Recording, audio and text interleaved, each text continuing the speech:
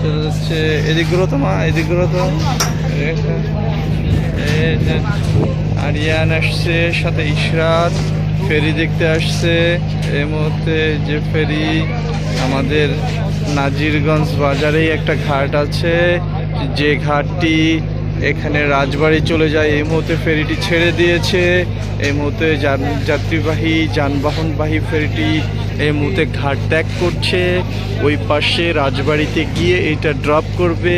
এই মুহূর্তে উপস্থিত আছে আমাদের সাথে শ্রদ্ধেয়ভাজন আরিয়ান সাহেব এবং সেই সাথে ইশরাত জাহান চৌধুরী। এই যে আমাদের ফেরিটি ঘাট থেকে ত্যাগ করছে।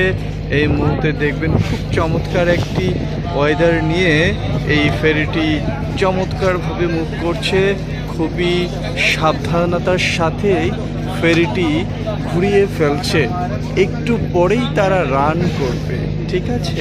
এই যে ফেরিতে বেশ কিছু মানুষজন এখানে বসে আছে।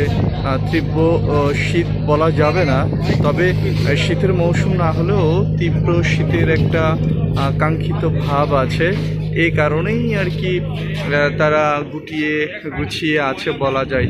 এই যে ফেরিটি রান করে ফেলেছে সামনের পথে এইটা, আর ফেরি হচ্ছে পিছন পার্টটা হচ্ছে এইটা। এই মুহূর্তে আমাদের আরিয়ান এবং ইশরাতকে নিয়ে কিছু কথা বলতে চাই। আরিয়ান, তোমাদের এবং ইশরাত, তোমাদের ফিলিংসটা কেমন ছিল একটু বলবা? ফেরিতে কি এই লাইফে প্রথম উঠেছ? এবারে প্রথম উঠেছ, আগে কখনোই ওঠো নাই, তাই তো? কেমন মনে হলো বলো? জার্নিটা কেমন মনে হয়েছে? খুবই ভালো। তোমরা কি ফেরির ভিতরে প্রবেশ করেছিলে? আচ্ছা, তোমরা কি উপরে উঠেছিলে ফেরিতে? উপরে সিঁড়ি বয়ে বয়ে উপরে উঠছিলে? আচ্ছা, খুব চমৎকার ছিল, তাই না? গুড, খুবই সুন্দর একটা পরিবেশ। এই মুহূর্তে ফেরিটি রান করেছে। দর্শক, এতক্ষণ পর্যন্ত আমরা ইশরাত জাহান এবং আরিয়ান চৌধুরীর মতামত শুনলাম।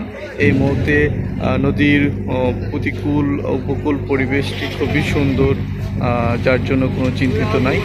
পরবর্তীতে আপডেট দেওয়ার জন্য আমি আবারও আপনাদের সাথে আরিয়ান চৌধুরী উপস্থিত হব ইনশাল্লাহ। সাথে থাকবেন, ভালো থাকবেন, আল্লাহ হাফেজ।